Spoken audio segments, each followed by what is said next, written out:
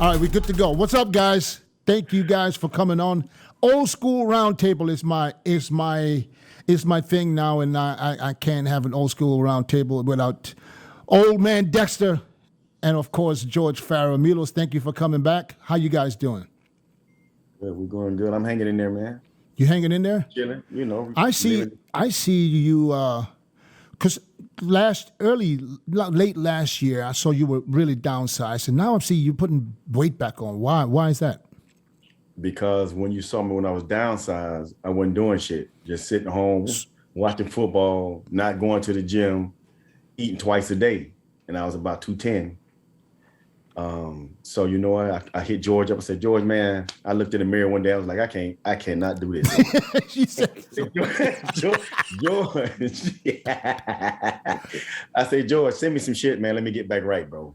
I mean, send me a diet because I said, George, I don't want to get back big again. None of that. So right now, my weight, even though it looks like I put on weight, I've actually started eating more meals, harden this back up, and I just look rounder. I'm still the same weight. So you're just fuller. Yeah. Yeah, it's obvious. It's obvious. It looks good though. I like it. Fuller and hard. I'm hard again. I'm not soft no more. So. Not like me. I'm skinny fat. I call myself skinny fat now. Yeah, you soft as fuck, right? I know. Soft as pudding. But I love it. I really don't give a fuck. Every time somebody hugs me, I was like, yeah, you felt that shit, didn't you? I don't care no more.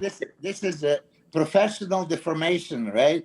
You know, for most of the people, we are in top shape. But for us, we look like shit because we were at that level. I just posted on Instagram, Arnold's pumping iron behind the scenes. I don't know if you've seen it. You know, there's no such a thing as a ex-bodybuilder. Once a bodybuilder, always a bodybuilder. Even DJ, that you say like you're soft, you look fucking phenomenal. You know, your shoulders, arms are better now than you on this goddamn stage. Still look amazing. Yeah. Oh, you're such a good liar. Yeah, come on, man. Look at you. Look at you. Yeah. Right. You're still swole, DJ. Yeah. No, he's still swole. Don't get it twisted. Yeah. So, George, how you been, man? I'm good, bro. I'm good. You know, just the difference between me and a lot of other people is just every day above ground, man, is a blessing. You know what I'm saying? Right. Yeah. I went through was like not easy, but I'm thankful, man. Every day I'm thankful to God and the people that, you know, prayed for me. I'm still among you guys. You know what I mean? Right. You train Blessing now for the Indie Pro, right? I don't train him. I do his diet. That's what I mean. You work with him. Let me say it this way. You work with Blessing. So listen, when did that start, and how is he doing, and what do you think his chances are of standing next to let's say Justin Rodriguez, Max Griffin, and who else is in there? The guy from Europe, Milos. You know who I'm talking about. Yeah, Petar Klančir from Croatia. Yeah. He's phenomenal. What do you think his chances are next to these guys, and is he improved? In an ideal world, for me, Petar Klančir can win the contest. He has a combination of size, hardness, shape. You know, I remember even Dexter, you were standing next to him at an Arnold Classic Europe.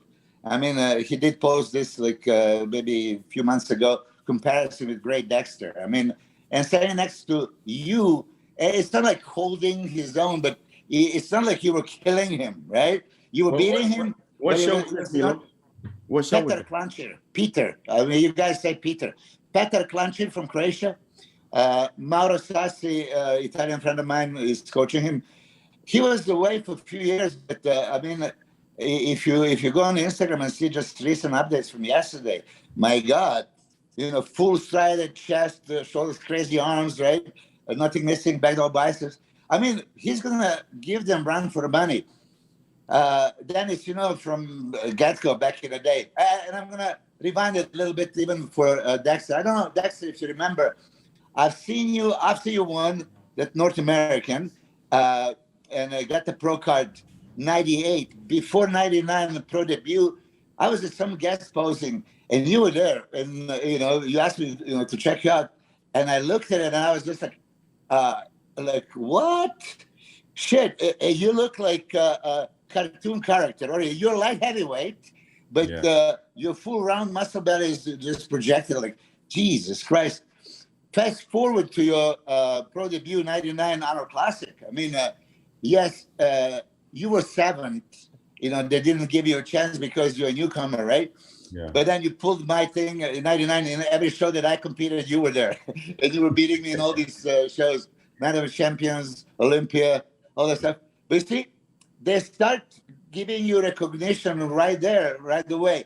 First show, you were kind of penalized. And then Dennis, I mean, your pro debut, 99 out of Champions, right? You know, even though you were not in top shape, but you were not 15th, right? But wait a minute. I tied for 14th. Come on now. You know, that's what Jay Cutler said about me and him tying 98 Olympia. I said, no, Jay. We had the same amount of points, but back in those days, there was like highs and lows somehow calculated. If you have more highs, but same amount of points, you still win. So but I was really tied with Tom Prince for 14th. Okay. And Tom Prince, let me tell you a funny story. Tom Prince, rest in peace. Yes. Before backstage, because I just came off winning the USAs the year before. So I thought my shit didn't stink. You know, because, you know, back then, we all know that you win the USAs, everybody knows. We didn't have to put IFBB Pro in front of our name or behind the name. You win the Nationals or the USAs, the world knows about it because it's in Flex Magazine. So I thought I was probably better than I really was. What about North America? You're just going to leave North America out? I'm sorry, North America's too. There was only 3 shows where you qualified for you don't leave the shit I won out now. Okay, I thought it. Yeah, I'm sorry, Dex. Listen. Hey, come on. Let's be honest. I'm not American. I wasn't American at that time. DJ is right. Nationals in USA take prestige over North America. Absolutely. Nationals being number one, then USA's was. So I got a lot of hype going into the Night of Champions, and I remember being backstage, and Tom Prince was in the show too, and I'm pumping up, you know, and Tom Prince looking at me, it's like, "Fuck, you look great," you know, and he's like, "Yeah, man, yeah." He said, "Yeah, we're gonna be in the first call out, both of us, right?" Me and Tom said, "Yeah, we're gonna be in the first call out." What show was this, D? Night of Champions, 99. So we get out on stage. You placed third. I was there. You were there. I was third. Yeah. Milos was there, and so me and Tom, we go, first call out. So we get out the stage, 53 competitors.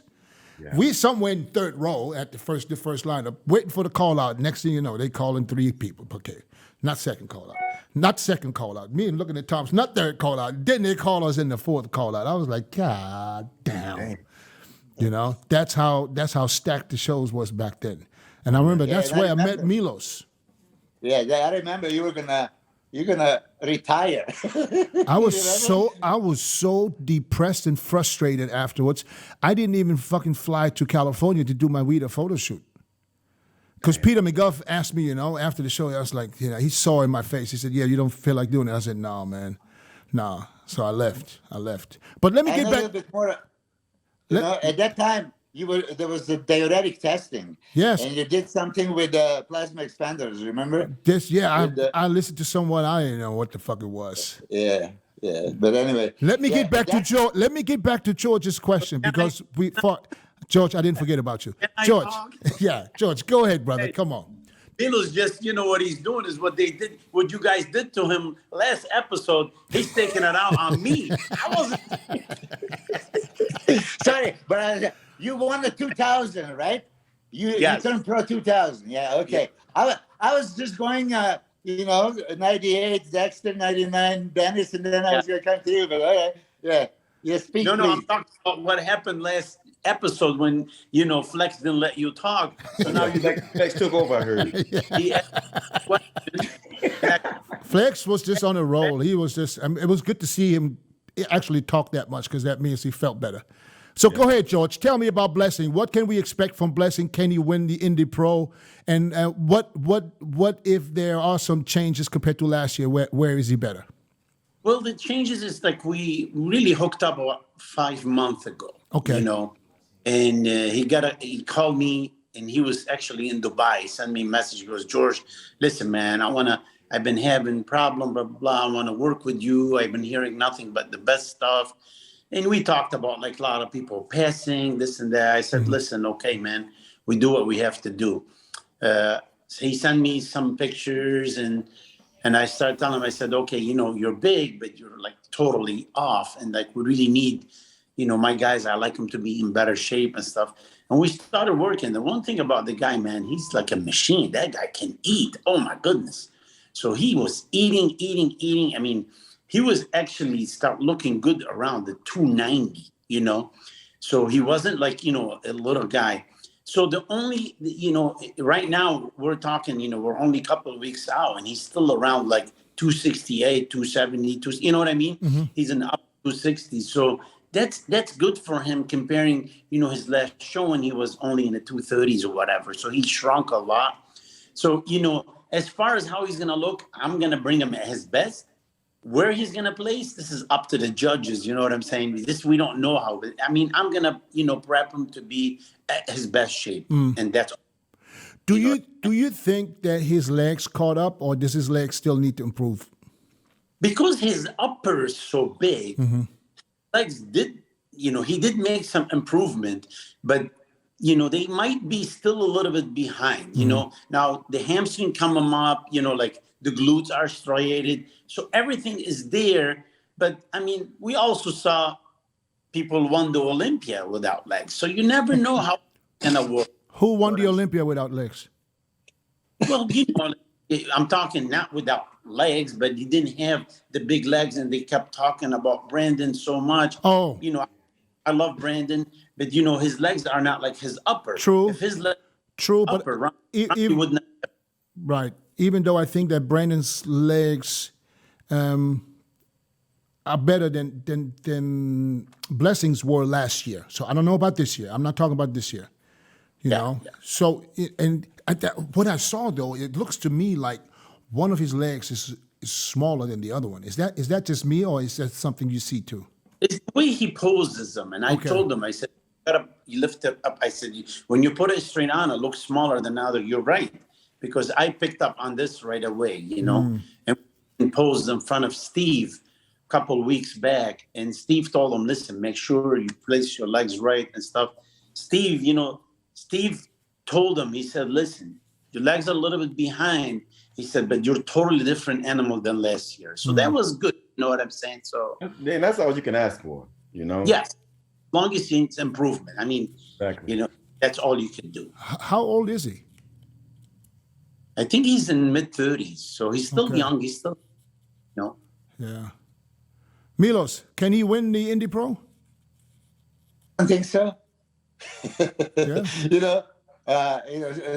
You put me on a hot spot, and you said this is how it is.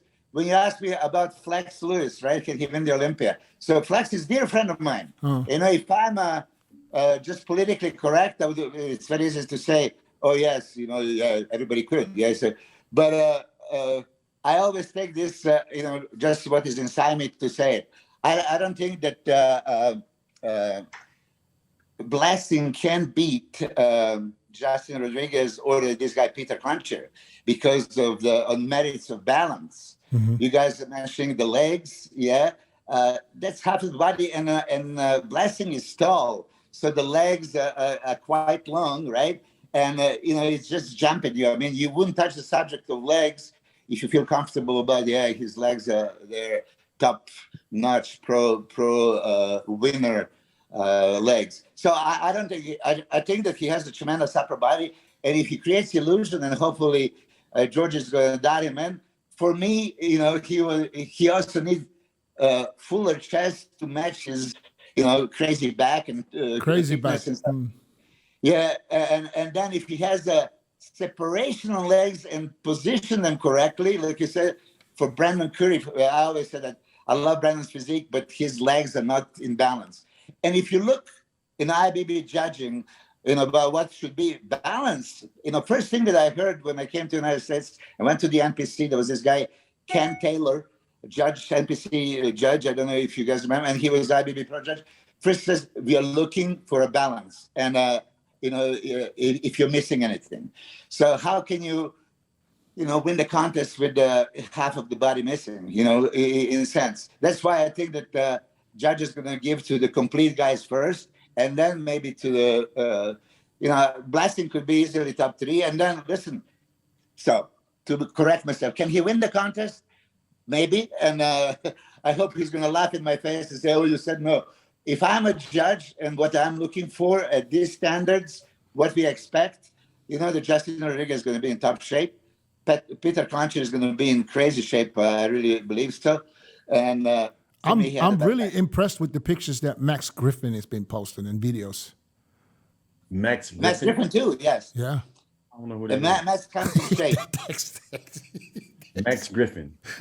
Listen, the bottom line, this is not a picture contest. It's totally different. We all know. I know. But like Mr. Olympia in the pictures, but then when he's on stage, they didn't let him win. Are you talking about me right now?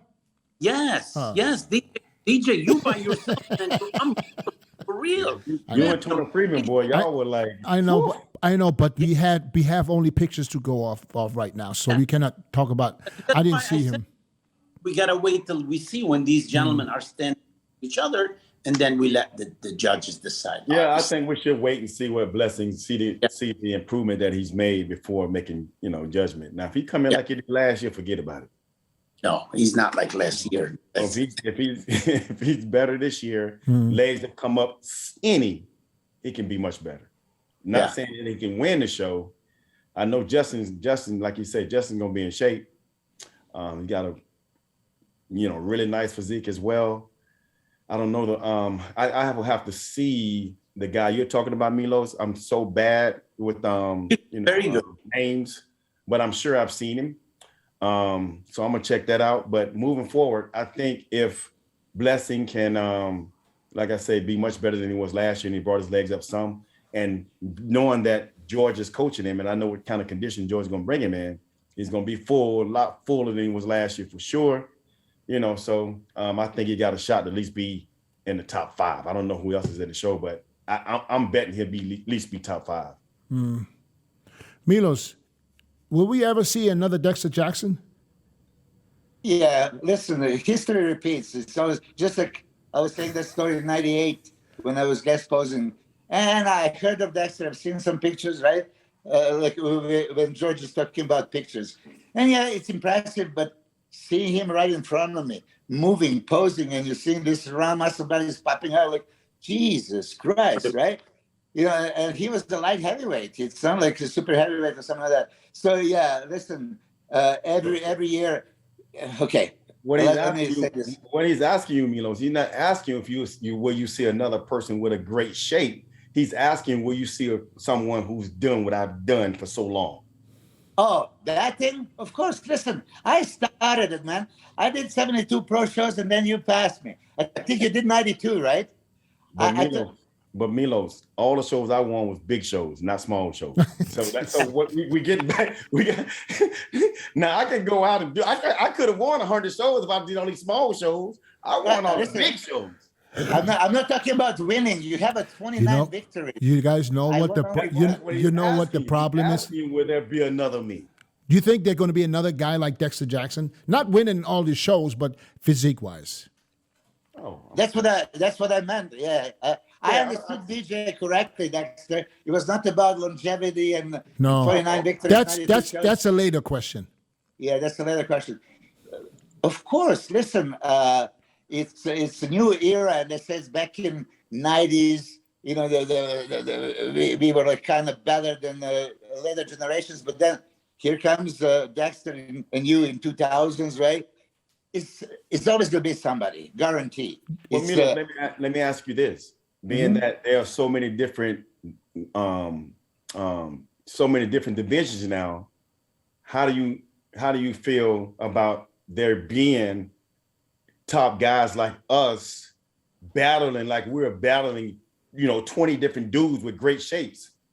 Being that you got all these other weight classes now, do you feel that can still happen when you got classic people not getting big no more and going up into the open class?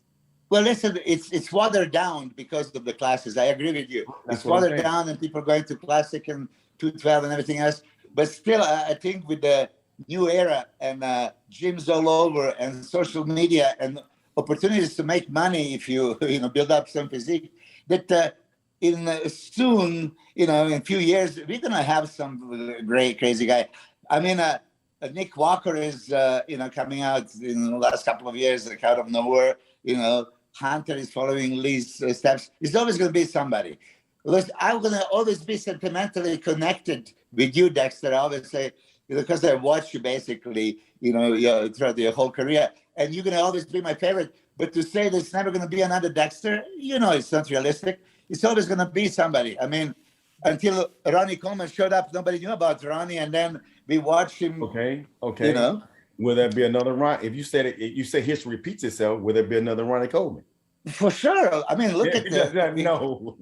Oh yeah. There ain't never gonna be another Ronnie, bro. Was it gonna be another Michael Jordan? Here comes Kobe, right? No. And then he's not Michael Jordan, no, bro. And I'm gonna say this as well because I'm from that era. Okay, well, Dennis, will there ever be another Ronnie Coleman? No, I doubt it. No, I don't think not in my lifetime. But let me throw a question to George. Go ahead, George, because I asked Milos the question: will there be another Dexter Jackson? When you look at today's rosters, I mean, all the athletes that we see today, at least the top guys that we know of, who comes closest to Dexter's physique? You asking me who comes closest? Who's the closest to Dexter when we have to find someone? Let's say we need to find someone that could be Dexter in a movie. Yeah. Who would be the one to choose? Believe it or not, will be Hunter Labrada. It's gonna be hard to pull that off, George. That's a head scratch. That's a head scratch. I ain't see that one coming, George. I'm not. Okay. Not comparing to Dexter, but you're asking me physique wise. Yeah. Hunter, he's the most complete physique on that stage. So you think Hunter? You mean just at the Olympia? Are we talking just at the Olympia, or are we talking in bodybuilding opening right now? Bodybuilding. If so you think Hunter? Hold on. You think Hunter got a better body than a boy from you just trained and just turned pro? Who? With Andrew? The dude from Dubai. And Derek, we haven't seen. We're talking about what we saw on the Olympia stage. No, George, not the Olympia. Period. I said on the whole bodybuilding roster, if you go through the people that we know, if we would film a Dexter Jackson docu and we would have to somebody has to imitate Dexter with this look, shape, posing, who would come the closest to Dexter Jackson's body? Man, it's hard. It's hard because it's not there. That's why. Listen to me.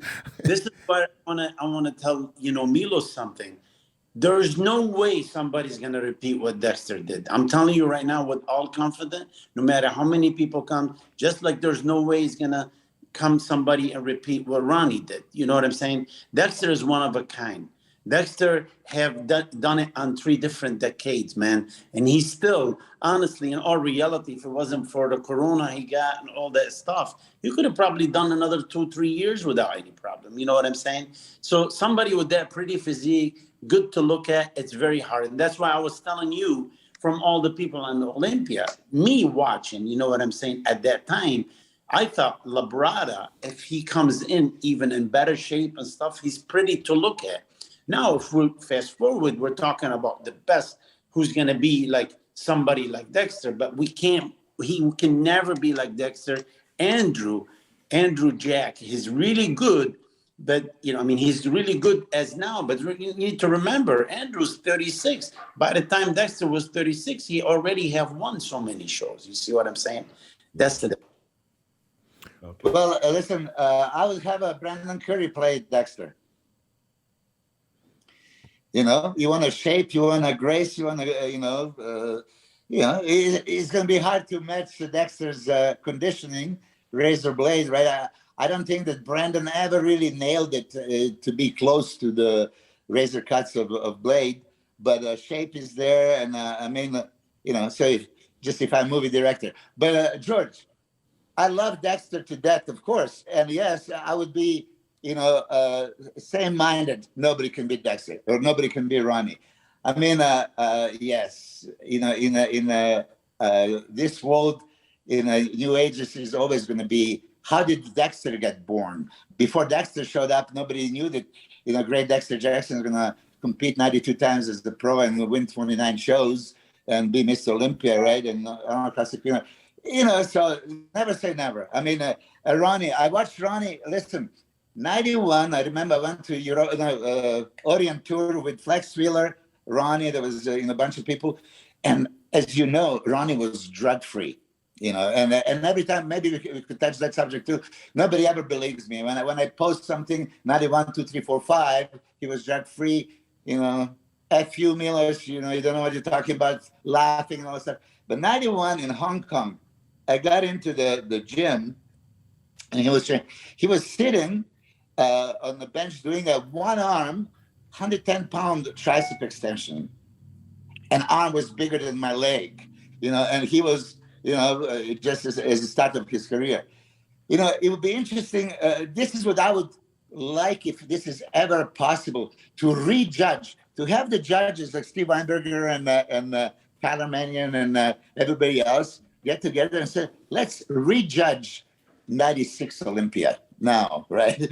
Because I think in 96, Ronnie looked phenomenal. There was a moment he was sitting right next to Dorian. They said, wait a second, at that time, Ronnie was not considered. And then, first time, when Dexter stepped on the stage at the 99 Arnold Classic, his newcomer, he's not the top 5. Dexter could have easily won it if they judge really what they saw later. Well, that was right in front of you in your faces then, but you didn't want to see it. Same, Dennis, I mean, when you are coming up, Jay Cutler, right? Jay Cutler. Look at him, 99 Olympia. He was in great fucking condition. Great condition. Ask him. He was 15th. Wait. So it would be interesting for me to see if judges today can take the footages from the before and rejudge. I guarantee you we will have different scores. Question for George and Dex. If you take the top 10 from the 1999 or 2000 or 2001 or 2002, maybe let's say from 93 to 2003, the top 10, and compare them with the top 10 today, how many people from the top 10 this year would still be in the top 10? Not many. I'm going to tell you what, you don't even have to go to 1999, bro. You go just 2014 and 13. When Rami was 4th and 5th, Brandon was 16th. So, that's all you have to go. You don't have to go that far. But what does this mean, though? What does this mean to the sport of bodybuilding, man? Is it going backwards, or the guys are just not as good? Or what do you got? What do you think it is? What makes bodybuilding?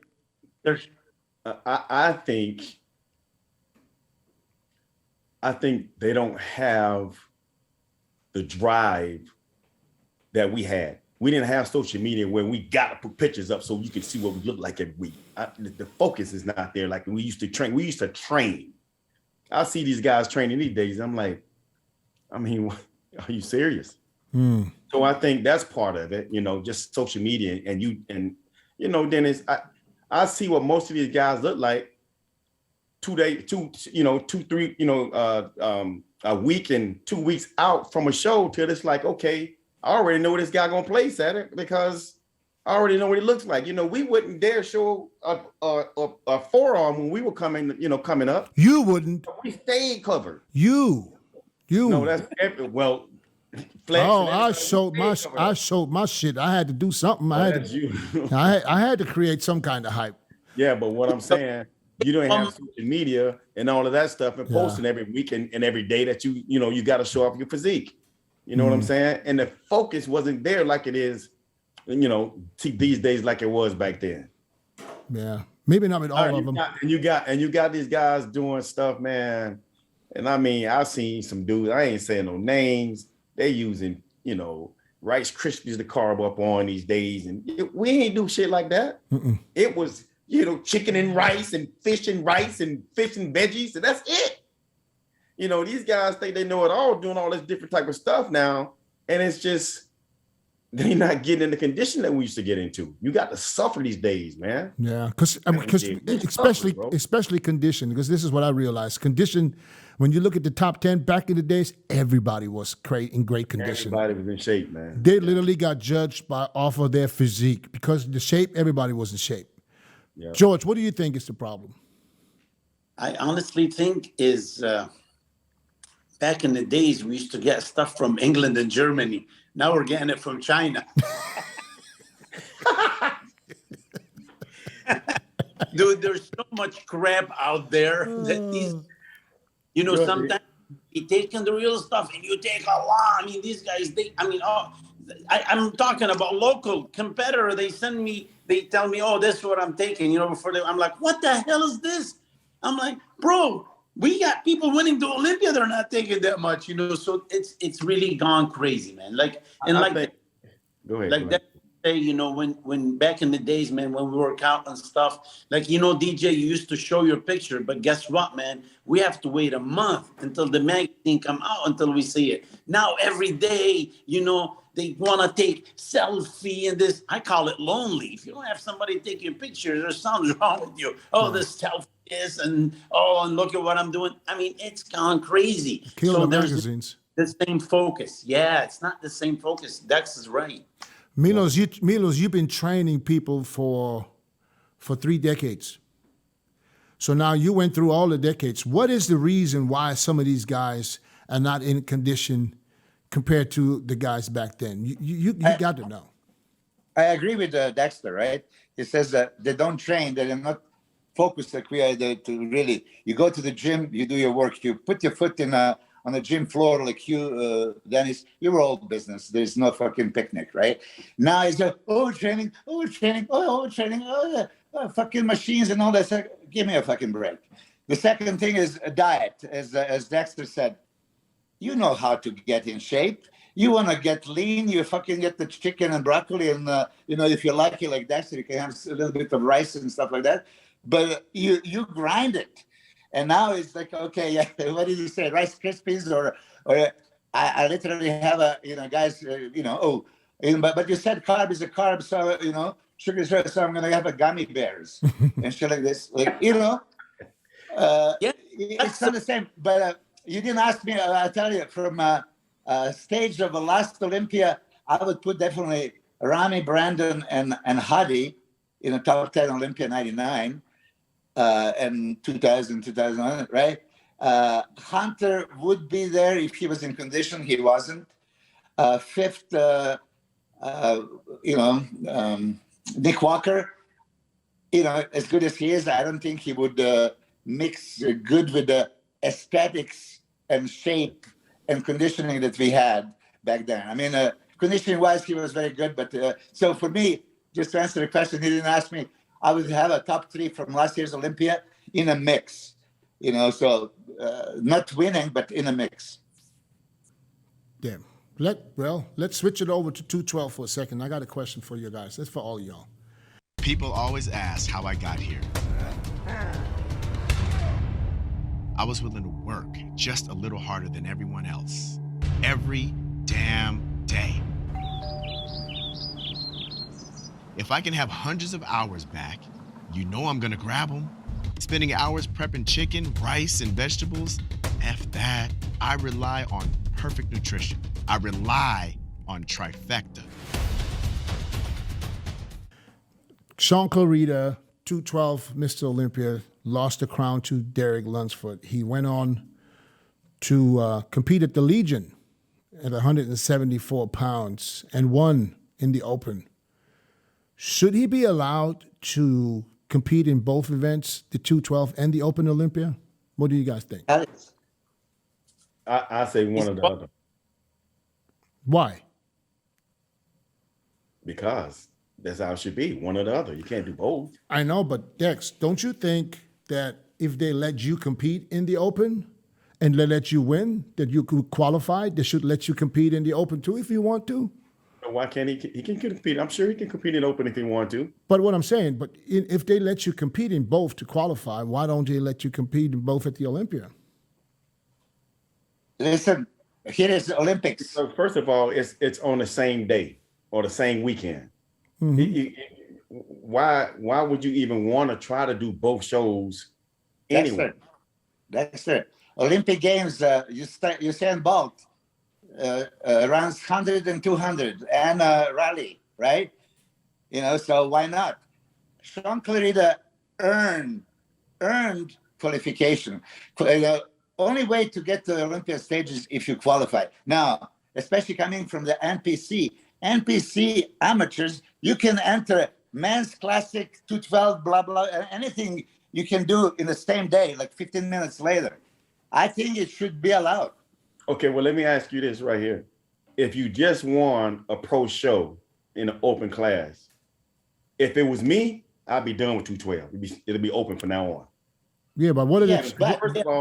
First of all, there's no money in 212. I know He Dexter. could come in and place 10th and make more money than he was making at 212 all day. Dexter, we understand what you're saying, but that's not the question. The question DJ is asking, I think because they let him compete in the open and he's qualified, he have all the right to do both of them. That's all. Absolutely. Well, I think so.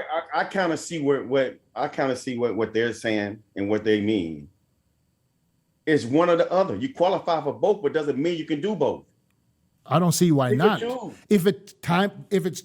If the time permits, listen, 212 is done Friday evening. The open prejudging is afterwards. So he can literally still be warm, ready to go for the open prejudging.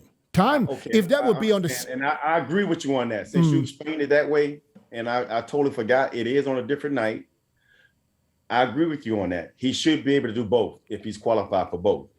But my point is, why would you even want to do both? I would focus on putting everything into doing one night. Why you want to manipulate your water and do all that stuff and then try and come back and do it again the next time? No, Dex, you're wrong. It's prejudge. The finals of the 212 is Friday. And the open prejudging is immediately after the finals on Friday. Oh, gotcha. Oh, So he's literally backstage, still ready to go, still warmed up. Dexter, Yeah. how many should be able to shows do did it you do then, D. day after day? Huh? Dexter, how many shows did you do, like Friday, Saturday, Sunday? 3 days, 3 shows. Remember back the tours? Yeah. I mean, so why would you not want to? You're already ready. You're already kind of dehydrated. What's another day? I mean, we did this so many times, Dexter. So, I was first of all, here's the deal. You got to keep in mind. You got to keep in mind that he's going to be going up against Olympians now, right? Yeah. I mean, if I don't think Shaun actually want to compete in the open class, does he? Yes, he wants. Yes, he wants to. Well, if he wants to do it, why don't he? He wants to, but he said they said no, he can't. He have to choose. Why don't he just go do open then? Because he could win. He still wants to win the 212 back. Well, I think it would be very hard to beat if the way Derek looked last year. It'd be hard to beat Derek. I know, but he still believes that he probably still believes that he can. But here's the question. Here's Dennis, you're a historian.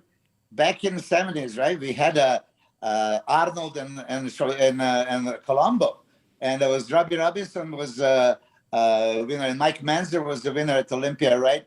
But he didn't win the overall. Mr. Olympia stands for what? Best bodybuilder in the world. Best bodybuilder in the world. Why wasn't like Flex Lewis given a chance every time he won 7 times in a row? And he looked phenomenal. And many people thought like, oh shit, maybe he can give, run for money to fill heat and all that stuff.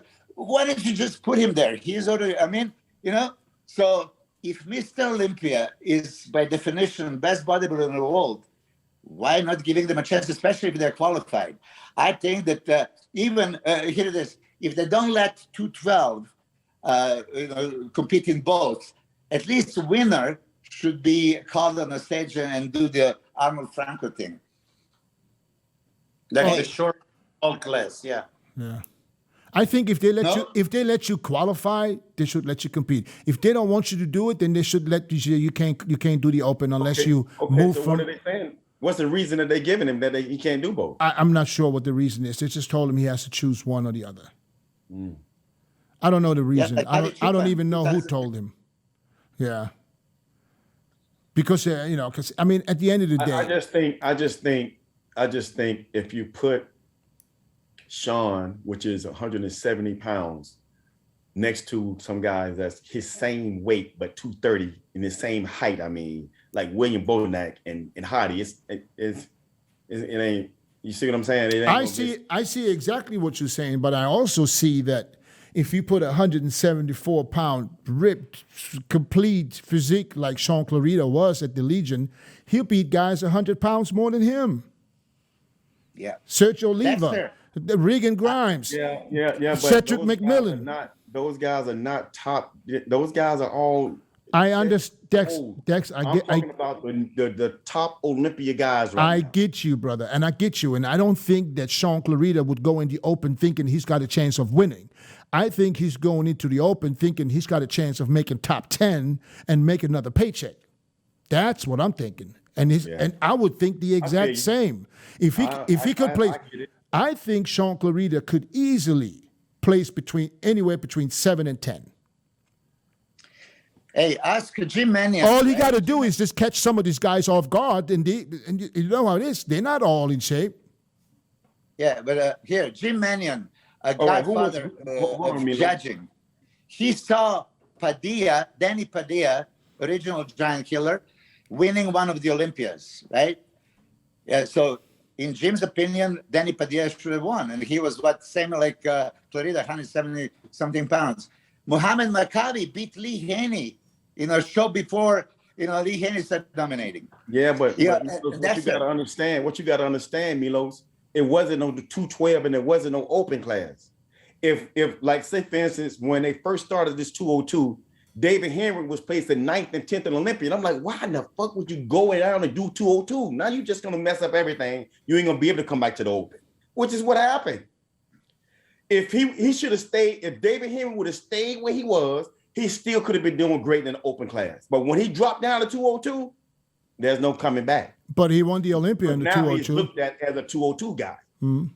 But he did win the Olympia at the 202. He probably didn't believe that he has a chance of winning. That's what I'm saying. But I'd rather place in the top 10 at the Olympia than probably win in the 202 class. Well, if you are a top 10 competitor, knowing there's no chance of you moving into the top 6, size-wise. Okay, so let's see. Back then, I think I think 7th or 8th place was making probably 20,000. No, when back then, Dexter? Come on now. Oh well, at least 10,000. I think everybody in the top. Whoa! After top 6, people made a couple of grand. There was no money. No, everybody in the league got paid back then, brother. I know. Only the top 6 got paid in the Arnold. Everybody in the top 10 at the Olympia got paid. I know, and the last one and they still get paid to this day. How far do you want to go back so we can get their numbers? Listen, the bottom line, that's not your question. The question is the guy is qualified. Why he's not doing it? We're not talking about. I agree with you guys. Since Dennis told me that prejudging is basically the same night. Oh, of course, I have no problem with it. He should be able to.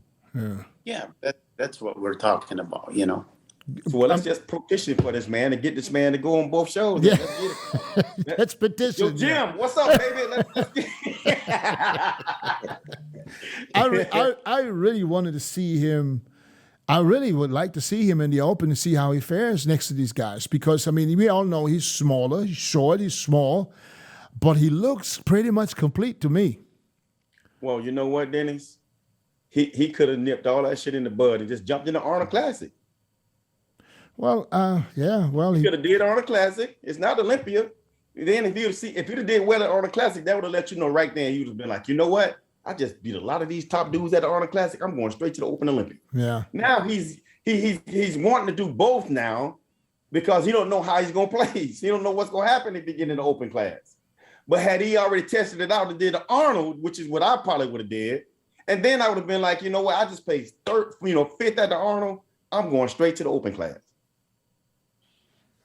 Milos, you smiling? Yeah, because I don't want to digress. But here, next, you probably don't even know that I wrote the article 2003 for English version of Flex about 2003 Olympia, and I compare you to Ronnie Coleman. Did you ever read that one? I don't know why you compare me to Probably Ronnie. not. Go ahead. No, because 2003. Listen, 2003, Ronnie was out of this world. You remember? You know, he came like a goddamn twice the size and everything else. Yeah. So the question was for me, and I put this in the article. It's still there somewhere. That compare Dexter and Ronnie from every aspect of bodybuilding. So balance, shape, aesthetics, conditioning, and then size. And Ronnie beat Dexter in only size department.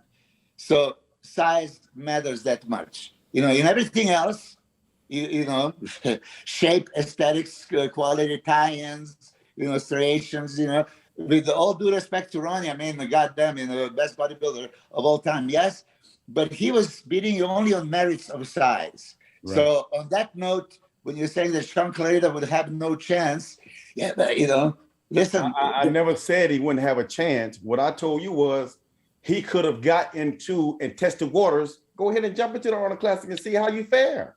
Yeah, but he tested waters with one show. With the Legion. Okay. He did the Legion. Yeah, No. Legion had no top guys. That's what I'm saying. He should have did a show with the top guys because they're not going to let him do both. Who was the top guy at the Arnold? William Bonac and there's one and Brandon. Okay, and Steve Kuko was third. Steve Kuko was top dude. Okay, when you say top guys, so you compare top guys to the Olympia? I'm saying, yes, guys that have placed in the top 10 at the Olympia. Okay. So Steve Kuko was definitely placed in the top 10 before. Mm-hmm. Who else was after Steve? Justin Rodriguez. Okay, so if you feel he can beat Justin Rodriguez, I didn't say that. I'm not saying that. No, I'm saying. So what I'm saying was, why would you even want to try to do that when you probably could have tested the waters first and see how even if you can beat any of the top guys in the Arnold? Because he's qualified. That's why he's trying, I guess. Exactly. Well, listen, how many hundreds of bodybuilders? What I'm saying, Dennis, if he's qualified, then go ahead and jump in with the big boys. Let's see what happens. I guess I'm just guessing. Now, you guys can correct me if I'm wrong, but I think that he is, you know, he did the Legion right after the Olympia, and then he shut it down for whatever reason, which was probably smart thing to do. So now he's putting all his effort into the Olympia. He's trying to win the Olympia back. Yeah. And do the Open Olympia all in the same day. So best case scenario, he wins the 212 again, goes into the Olympia, plays his top 10, goes home with a big check. I think that's the way he thinks. I think gonna make it exciting. People maybe see him against big guys. You know what I mean? Will be exciting. I think he could expose a lot of guys. Seriously. Hey, George, you talk too much. Well, you know why you guys don't let me talk? Go ahead, George. Because I'm not. If DJ asked us, what do you guys think about where he plays and stuff, then I would have went into it, because just like Clint Eastwood said, opinion are like assholes. They all smell. You know what I mean? My mama said that. I don't know about Clint Eastwood. But you don't have to. They all stink. That's what he said. What I'm trying to tell you is, I don't want to give opinion. I only answer the question. Yeah, but this is not qualified. George. This is qualified. I think he should do it. Right. That's all. Then I think will be more exciting, man. People really want to see him competing against the big guy. The guy earned, qualification. Then it's now that you know he can't do them both, why don't you just choose?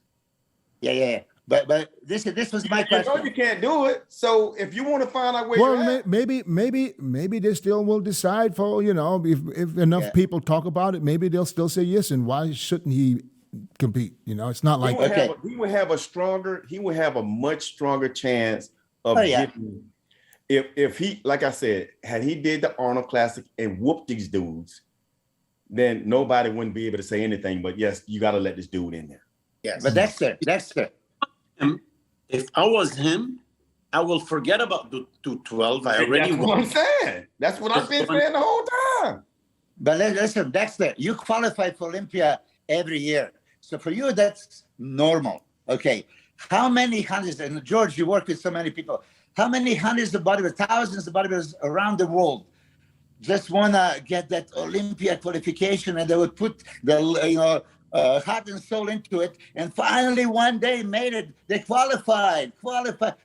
I'm qualified. I have a right to compete. Well, guess what? Like George says, if he's qualified for A, B, C, and D, do them all if you want. You're qualified. Milos, put it this way. Do you know if he were to not do the 212 and go to the open and play 7th, do you know how much his stock would grow so fast? Yes. Much bigger than he is by winning the 212. Sorry, but he'd be a much bigger name now since he plays in Olympia. Yes, okay, but still, he has to choose. Like Hadi Choopan 2019. Yeah, I mean, absolutely. That they're not letting him go. That's all what Milo's saying. What he's saying, if somebody qualified, you guys put a rule for the qualification, you should let him do both. But I don't know. Honestly, I never even heard about it. That's the first time I hear about it. So I don't. Dennis, you know Hadi Choopan very well, right? 2019, he won 212 and Vancouver Open.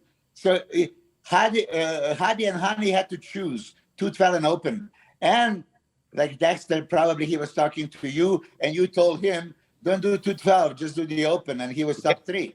Yeah, but that's since 2019. Do you think maybe that's the reason why they told Derek no? Because they told Hadi 3 years ago that he has to choose? Could that be the reason? I mean, it's probably in the rule books, I believe. I think it's already in the rule books where the open men can't do that. This ain't that, all the other classes, but it's probably more dangerous for the open class than it is. I don't know. But since you're telling me it's on the same night, prejudging, I don't have a problem with him doing that. Now, if it was different nights, and you got prejudging and then you got night shows on different nights, and that would be hard. But being that prejudging is on, the same night, and he, take a little rest and go back and compete against the, in the open class, then I have no problem with that. But since you know the rules, since you know you can't do that already, since people have already been turned out. I don't think there's a rule book that says if you qualify for the Olympia as a 212 guy. The rule book is that Manny and them say you can't do it. That's the rule. Bump what the book say. There ain't no book. Ain't no book. Exactly. The book is what Jim say, right? So if Jim says it can't happen, it can't happen. So now but I don't even know if this came from Jim, if Jim is the one that denied it. I'm not sure. So let's not talk on this too much. Let me ask you something else, guys. Derek Lunsford won the 212 yesterday. Can he be beat by anybody in the 212 lineup if he's on? Let's say even if Shaun Clarida comes in 5 pounds heavier. If he's on, no, because structurally he's twice as wide as Shaun. I mean, conditioning-wise, Shaun still beat him, right? There was no question. As good Derek's conditioning as it was not comparable to rock-hard, dense, veiny. I mean, Shaun Clarida brings Dexter type of conditioning. So, but front relax, front double biceps, back double biceps, he has that V taper that was just like so apparent. So for me, originally in the prejudging, I didn't see that Derek was actually comparable in conditioning wise. Yeah, he had from a back striations in the glutes and crazy back down biceps and all that stuff. But from a side, front, chest, arms, right, there was no separation, to match Shaun Clarida. But then when I just look at each and every pose, lat spread, oh my God, twice as wide. Front double biceps, back double biceps, rear lat spread, So if Derek shows up in shape, he can be, top 5 Olympia competitor at the Open. I was just about to get to that, yeah. No, I definitely have to agree with Milos on that. I think why Derek got so much praise is because he came in so much better conditioning than he was the following year, or he normally was, that he's been. He was much harder than he's ever been last year. And then he had the size in a small, tiny waist, and he's so much wider than Shaun. It'll be very, very difficult for Shaun to beat him if he's in shape like that again. So you got to catch him off guard. I think so. Yeah. George, how would I believe that this might be Derek's last 212 this year, and then he'll move up to the open because he's just getting big, too big maybe for the 212. What do you think? Him moving up to the open? He's another Labrada. If this kid would put another just 5-6 pounds, he's a dangerous in the open, top 5 automatically, like Milos said. He's pretty. He's not missing anything. Good question. Good question for both of you. Is he better than Flex Lewis? He's wider. You asking who? You asking at? All of y'all. Every single one of them. Okay, I'll answer first. I go first. The way Derek looked last year, shape-wise, Flex might have more a little bit on conditioning, but I think his shape will beat Flex. He would be so much wider because Flex is narrow too, so he'd be so much wider than Flex. Milos. So I will have to go. Yeah, I want to give a George advantage because we're doing a Flex thing and letting him in a corner. Come on, George, you go ahead. Honestly, listen, Flex Lewis is like my bro. I love him. His condition is spot on. He posed perfect. But Derek is, like Dexter said, is wider with a small taper, beautiful sweep. He comes in the same condition as Flex Lewis. I don't think Flex Lewis will have a chance. But did you ever see him in the condition of Flex Lewis? That's what I said. But the only thing Flex will really have on him, I think, was his Flex get really hard shredded glutes. But Derek's got a pretty good back. Derek's glutes last year was ripped to shreds. Yeah, but Flex shit come really shredded. It was just pretty similar to me when I looked just the glutes. In that case, it would be that much harder for Flex to beat him if he's in that kind of condition that you're saying. Yeah, from the back double biceps, Derek looked phenomenal. Yeah. And because of that X-frame and V-taper, you see, Flex Lewis, the best pose is back double bicep. This is what I think. Flex has many pretty good poses. The back double biceps is stellar, right? But Derek could possibly beat him actually on that pose. For me, Flex has a rounder muscle belly, shoulders, arms, triceps, right? And gets much, much harder. Small waist, all that stuff, yes. Derek still needs to harden up to the chest, shoulders, arms. I said that a couple of years ago, he has baby thing. In a sense, it's still not mature, dense muscle. So when you look at from a standpoint of a lean, he was very lean. But from hardness, he didn't have a hardness of Flex Lewis.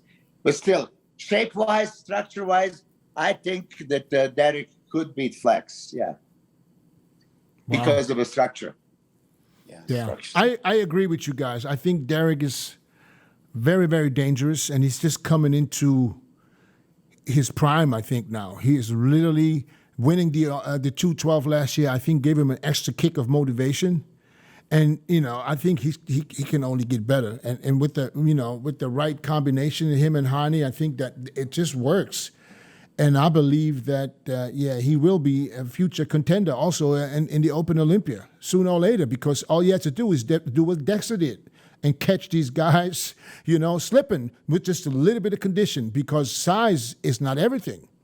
How many people were bigger than Dex, and Dex whooped ass left and right, So, and if he brings the condition with the shape that he has, beautiful. I told Derek when he turned pro, that year he turned pro, he went right into the Olympia because he won the Tampa Pro, I think, immediately after the USA or some show. He went into the Olympia and got top 5 first year, not even in shape. He was really off, but the lines, his beautiful shape carried him into the top 5. I told him back then, I said, you're going to win this show. And we were just waiting for him to nail it, which he did last year. And therefore, he won the 212 and beat Shaun Clarida. So it will be something great to see when he moves up into the Open to see what's going on. And a lot of guys probably, Hardy did it. Hardy's a top contender right now. The way to the top. So he did it. So why can't Derek? Flex is going into the open. Is that still happening? I'm not sure. I don't know about all that. I don't. It just seems like the hype's gone a little bit. What happened? I don't think Flex is ever gonna compete again. You don't think so? Why?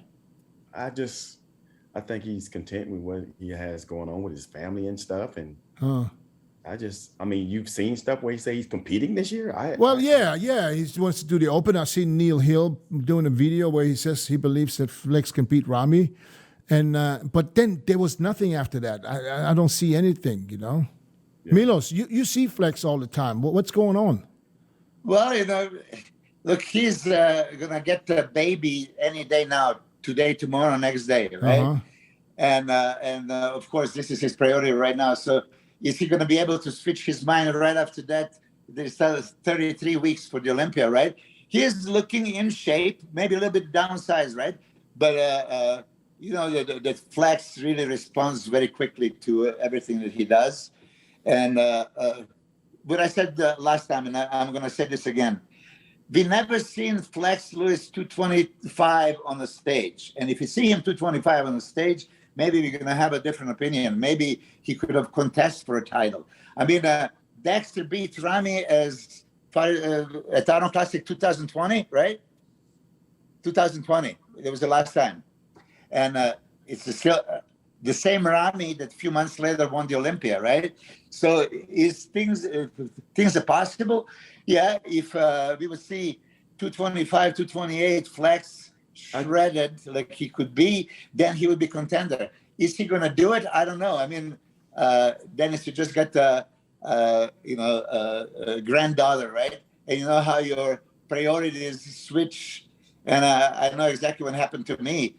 So Flex is literally waiting for a baby to come any day now. So if you ask me, is he prepared? Yeah, he's training very hard. I saw him yesterday train. I mean, he's training like he's doing it. So let's see what happens. My thing is with that is, you know, and I love Flex to death.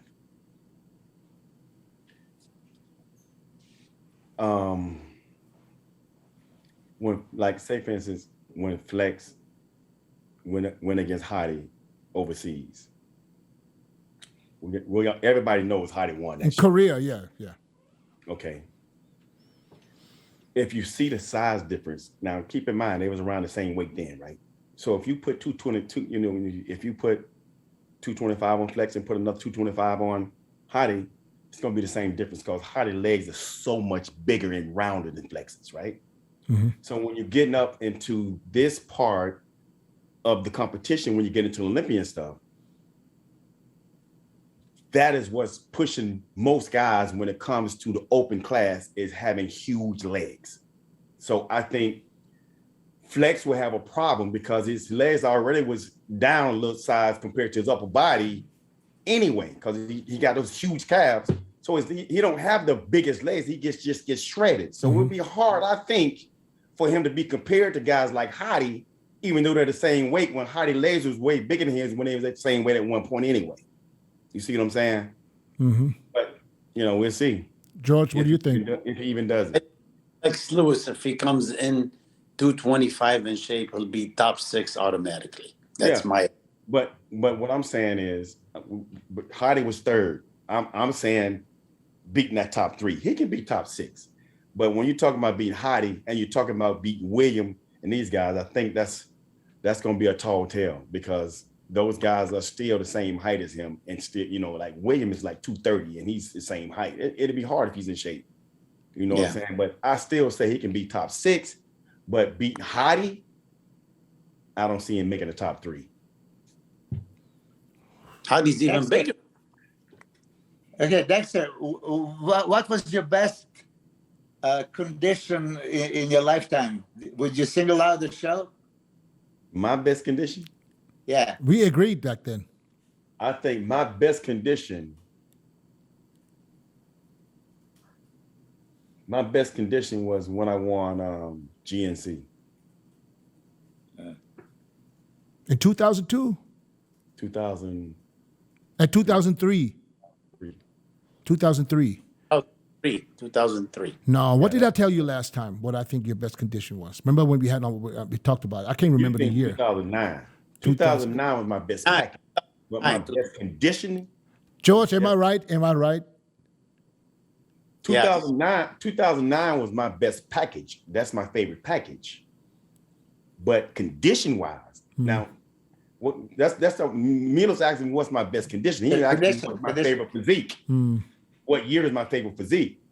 Condition-wise, my glutes was like this deep in 2003. You remember how Flex was freaking out backstage when he was, when we was at that show? He's like, look at that. He's bringing all these people over to see my glutes. I was turning around flexing my glutes with people.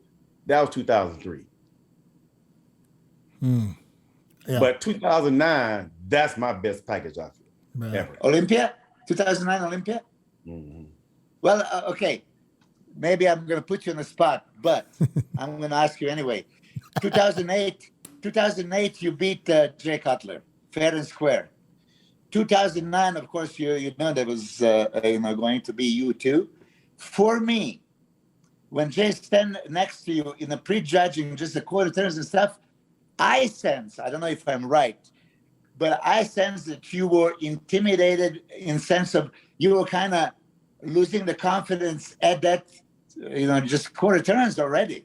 This is my opinion, just watching the body language, facial expressions, and demeanor on the stage. What year are you talking about? 2009 Olympia. 2009.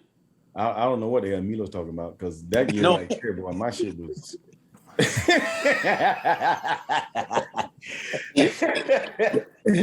should have won 2009. All that shit you talking about, Milos, that's all good political.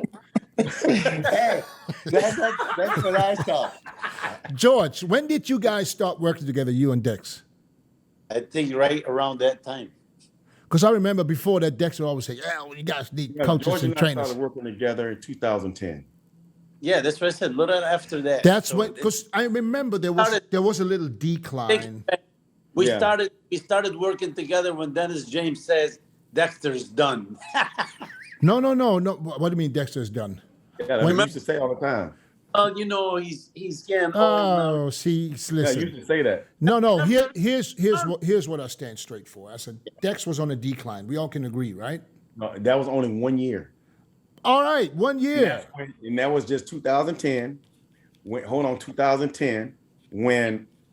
2000? No, not 2010. It was later, yeah. 2011. It was 2011, right? When Evan Centopani beat me at the Flex Pro. No. It was. Listen, when I said decline, the decline Dex was still better than most other athletes on that stage. Yeah. So don't get me wrong.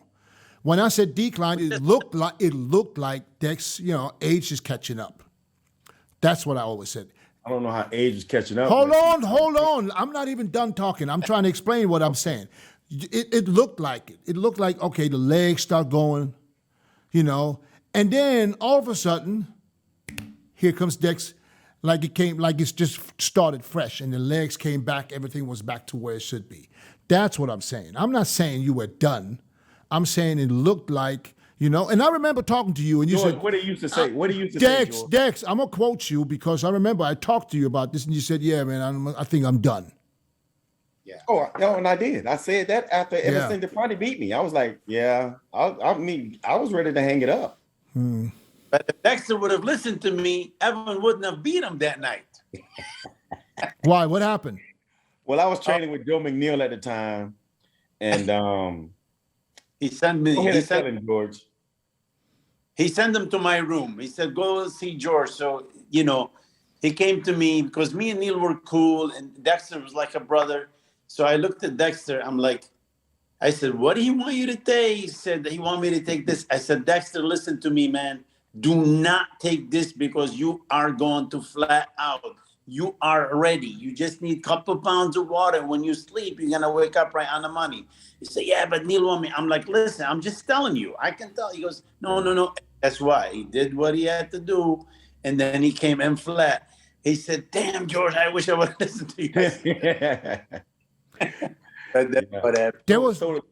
So 2011 was my declining year. That's when I placed 6th at Olympia, and I placed second to Evan Centopani beat me that year. And because 2010, I placed 4th in Olympia, right? So when I got with George in 2012, we started working together in 2012 or end of 2011. I came back into Olympia, then I placed 4th, and we were back on track again. But 2011. But there was a couple of more years afterwards, later down the line, where you had a couple of issues with the gut, and all of a sudden you fixed that. What did you do? Probiotic. We stopped. I stopped doing. I got with this gut specialist, and George was helping us too. Got with this gut specialist, and what was wrong with my stomach at the time is, over the years, Dennis, a lot of people don't understand that you develop a bad gut, especially from doing artificial sweeteners, stuff with sucralose in it. All that fucks your gut up over the years, right? So I had hiccups real bad. I had hiccups for like, I'm telling you, I get them and I have them for like months. And when I got with this lady and we cut all of that stuff out, and you will be surprised with sucralose, what sucralose is in, all this different stuff that sucralose is in. So you pretty much have to read everything that you doing and use sucralose and no artificial sweeteners like Sweet and Low and Equal and stuff like that. So what I did was when I cut all that stuff out, that fixed my gut from all the hiccups and all of that stuff. So I wasn't having hiccups. Listen, I had hiccups nonstop. So when I cut it, you ain't do it right away. It takes time, a couple of weeks for you to get your body back to, your gut health to start getting better with a good probiotic and also good digestive enzyme, and also cutting out sodas, anything, Diet Coke, all of that stuff has sucralose in it, protein powders, all of that stuff has in it, right? And not to, God bless his soul, Cedric McMillan had really bad hiccups like I had. Yeah. Okay. He had it for a long time. I think it's like he said, I seen the interview say he had it like a year or something. So I was on vacation in February. I was in St. Lucia. Somebody said, Dexter, you need to get Cedric a call. He got the same hiccups you had. So I called Sid up and I was talking to him and I said, Sid, here's what you need to do. Cut this out, cut that out, do this and do that. Well, after I got back home from vacation, I called Sid about 2 weeks later. And this is like 2 weeks before he died. This is like 5 days before he died. So I called him back. So he had been off. He had been doing what I told him to do for about a month. So when I called him up when I got back home from vacation, I said, Sid, talk to me. How you doing? How your hiccups and stuff? He's like, man, Dex, thank you. I'm so happy I talked to you, man. Thank you so much. I ain't got the hiccups no more. So that fixed him as well. And then 3-4 days later, man, bless his soul, he passed away on us. That brings me to the next topic. What's going on, George?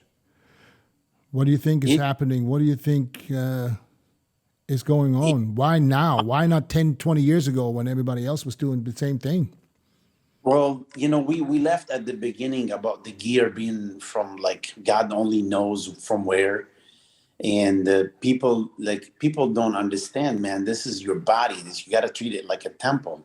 But these guys are just taking whatever. And not to mention the COVID put a havoc on everybody. You know what I'm saying? It really, like a lot of people, and we're not just talking about bodybuilders. I mean, if you just, all what you have to do, just go on Google, say, hey, how many soccer players died last year? You'll be amazed. You'll be amazed. You know what I'm saying? So it's really hard to pinpoint it at this time, but I think that virus, man, have something to do with it. You know what I'm saying? I think something have to do with that virus. I can't really go any further than this because of my license. I don't want to lose it, but I think something it's not right, man. Like, because we never, like you said, Dennis, we never, used to hear about that many deaths. You know what I'm saying? And people automatically say steroid. Okay, you know what? Maybe it's steroid along other things. You know what I'm saying? Because we all know taking anabolic steroid is not good for your blood because it thickens your blood. You know what I mean? And it's not good for your kidneys. So You never know what's going on. You know what I'm saying? But then when you get another factor, like I said, could be vaccine, could be like the corona itself, a lot of people having problem. We don't know really what's going on. You know, I mean, honestly, I'm doing a lot of research on that because I really want to find out what's going on. You know what I mean? And not because, oh, well, George got doctor. No, I'm not, dude. I'm nobody when it comes to this, but this is the sport that I love so much. And every time I hear about somebody passing, it's really hitting me. You know what I mean? It's hitting me hard. So I really want to know what the hell is going on. I mean, I got so many doctors working on it with me because I don't know what's going on. It's really hard. But like I said, it's not just in our sport. You know, there's a lot of sport that this is happening. Like I said, the soccer. Now, why not in the NFL? Maybe because the NFL, they really test for steroid. You cannot take it. So as a result, even if you're heavy or whatever, your blood is not as thick, you're not having problem with your heart. I don't know yet. You know what I mean? It's a mystery. Milos, what are you thinking right now? Yeah. We talked about this last time, but I'm going to repeat it. But before that, Dexter, I never thank you for giving me Corona back in 2020 Olympia. Dex, the super spreader. I didn't know I had Corona, bro. Come on.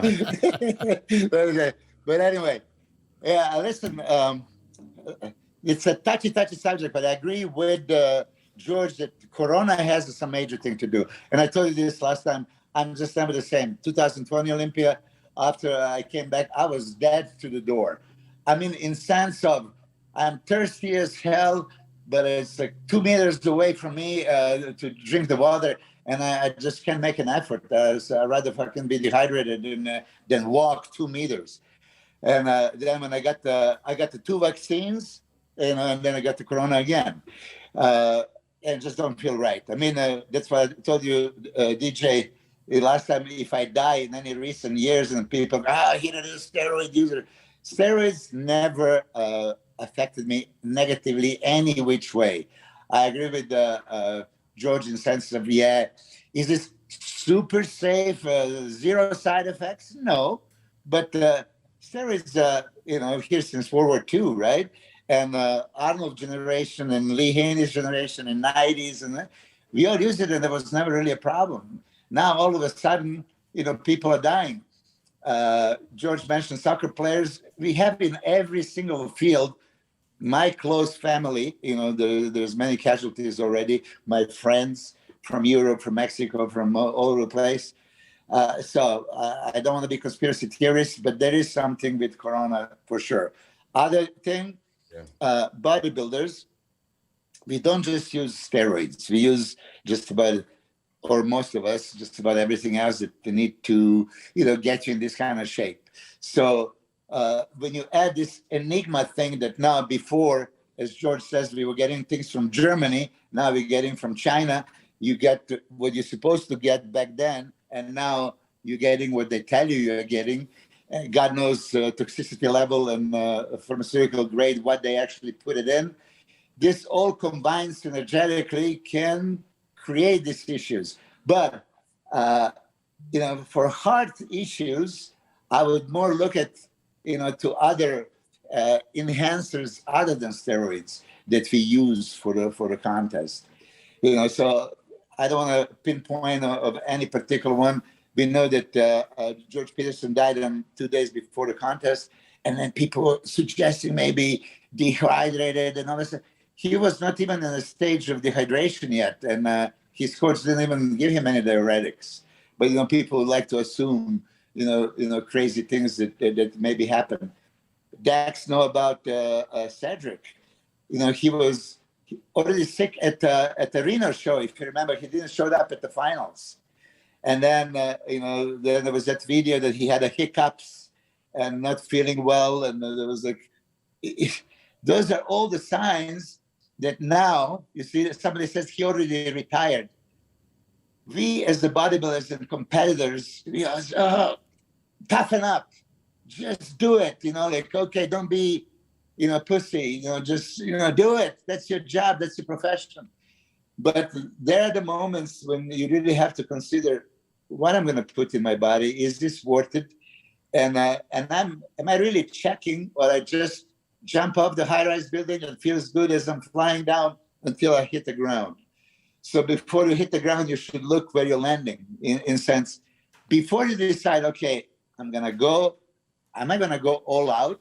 And when we talk about all out, and George, Dexter, Dennis, when you prepare for a contest, it's always, can I take anything else to make me even better, right?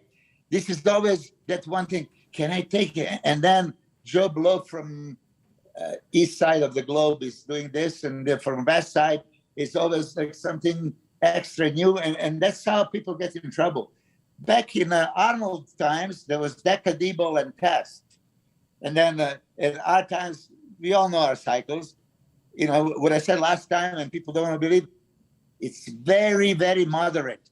Dennis, anybody is looking at your physique back in 99, 2000, 2001, 2, 3, 4, 5, they would never believe what you tell them what you're taking. There's no issue. And I'm sure, I don't know, Dexter's, your cycles, but I'm sure they're moderate, and that's why you're still healthy. Oh, yeah. And last time I asked Dennis, Chris, and Flex, and I'm going to ask you, and George is your coach, and George did it himself.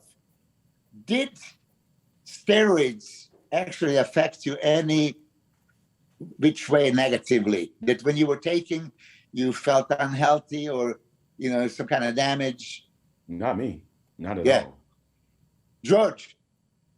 Well, the thing is, you need to remember, Dexter have me, and even Dexter with Neil, because I know Neil, he's very moderate. We don't do that crazy stuff that these kids are doing today.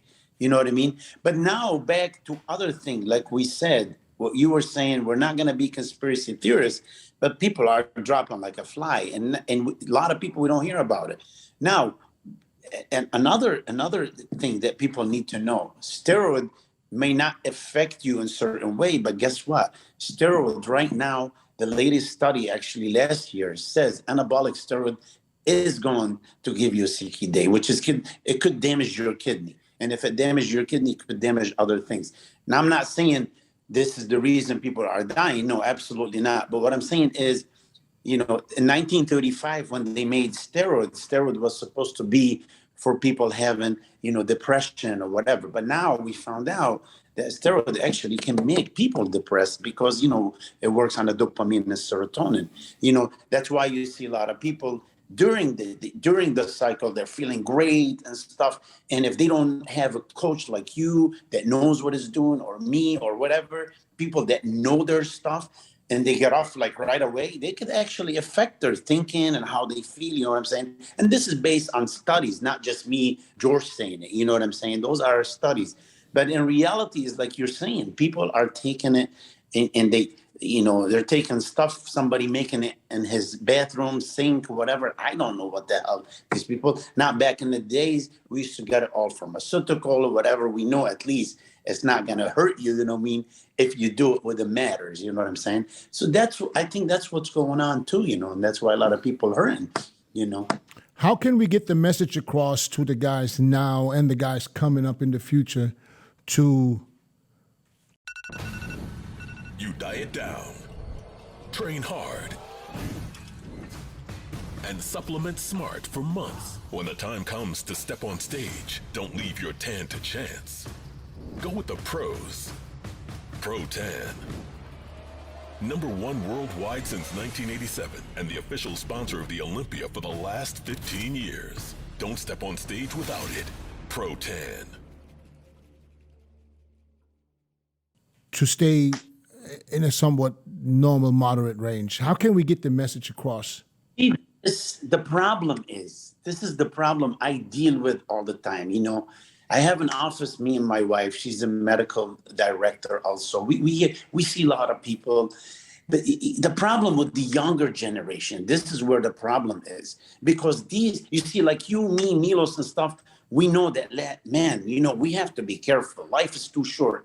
But those young kids, they think they're invincible. Mm-hmm. I mean, if you tell somebody hey man, smoke cigarette, bodybuilder. What, you crazy? Well, how about smoke this or drink alcohol? No, it's bad for you. But meanwhile, they're like fucking pincushion. They're pouring everything. But that's the same thing. You know what I'm saying? They don't think about the future. No, you know, when somebody's 20 and 30, even 40, they don't think what's going to happen when they're 50 and 60. You see what I'm saying? They're just great. So we need somebody like me and Milos and everybody out there, you know, Dexter now, you helping people, you know, Dennis, you helping people. We need to tell them, listen, man, there's life after bodybuilding. You guys got to be careful. This is not just, oh, man, just be, oh, like I'm going to win. And then what? You only one time on this planet. You're coming here one time. You have one life, no other. So please protect it. You know, make sure you're doing the right thing. You know what I'm saying? And that's what a lot of coaches don't care, man. Here, just take this, and go. That's wrong. That's wrong. See, that's one thing that I always made sure that I stayed on top of. Okay, just as long as I was on something, I was off it. That's my philosophy too. Yeah. So 6 months out of the year, I was drug free. Yes. You know what I'm saying? When most of these guys these days, they want to stay swole and be big all the time. But what they need to learn how to do, they need to learn how to maximize their time. And what I mean by that is, like say for instance, you need to map out a schedule on when you need to do this and when you need to be off and when you need to be on, right? The times that I was off of everything are the times where I knew I wasn't going to be doing any guest posing. I'll shut it down. I would do no guest posing. I wouldn't go to no shows because, you know, these guys can't handle being small. So they're going to stay swole all the time. They can handle people saying, damn, you small as shit. Well, I probably, you know, that probably would get on my nerves too, which is why I set aside 3 to 6 months out of the year every year to make sure I clean out and don't have to worry about going out and people saying, damn, you small as shit. And then it's fucking with my head, right? So these guys need to learn how to do that, first of all. They need to learn how to come off and cleanse their bodies and stay off just as long as they're on every year, okay? That's the first thing. But how is that, let's say for a competitor like some of the guys that compete several times a year, how is that possible? Okay, so how does possible? You do what I did, okay? Say, for instance, if I do the Arnold, you know, I do the Arnold, I probably start doing whatever I'm going to do, start prepping in January. By the time we hit in March, you know, first weekend in March. So mid-December, so by mid-December to March, shows over in March, then we got all the way to September, October, when Olympia's been lately, and take 2 months off from doing anything and just, you know, chill. So what did you do? What did you do after the Olympia though? What I did after Olympia, I came off because if the Olympia was in September and we got all the way to December before I started getting ready for the Arnold. So you would go September to December, I'm off. Got you. So you would go back on in December. Right. Yeah, and that's smart. That's smart, you know. But you know how people are. People that compete at the Olympia and maybe fare well at top 6, 7, 8, 9. Now they do the Arnold. They wouldn't dare to come off because they're thinking I have to make improvements. You got to think about, this is what I thought about. I thought about having a long, prosperous career. Okay? You have to take time off if you're going to have a long career. You stay on 24/7 all the time, it's going to be a short career, trust me. And you're going to stop because you're going to have issues, not because you want to. Absolutely. Yeah. Absolutely. And George he know us. One thing that we never pushed is the gear. We pushed the food. That's why you always see me in my videos talking about how I hate to eat all these meals. You know what I'm saying? So we push food. You know, these guys these days, they want shit now. And they're doing the opposite. They pushing the gear instead of the meals. Yeah. I want to know, Dexter, when you said you get off, because last time, Dennis, you and I talked, and you posted Sunday our last interview, and people complain if you read it, right? Oh, you say PCT and get off. You're supposed to be cruising, and cruising is healthy, not being off. Were you cruising? Or you were off? I didn't even back in my time. There was no cruising. The word cruising didn't even exist. I was off. Yeah. Zero. Exactly. I mean, at least, 10 to, at least 10 to 12 weeks, I was off totally every time. So I did that probably twice a year. I remember. Right? I remember. I remember when Dex. I remember when Dex came to Thailand for my wedding. You remember that, Milos? You was there. I was there. Dex was small as shit. All this shit. But I like that. I like that because you see, how because at the end of the day, everybody that makes it to the top of the Olympia has some great genetics. I don't care where you're from. You must have great genetics. It doesn't matter if you come off, because coming off doesn't mean you got to shrink, not necessarily. But then it's so hard for these guys. They're under so much pressure with this social media and their sponsors these days that they feel they got to be big all the time.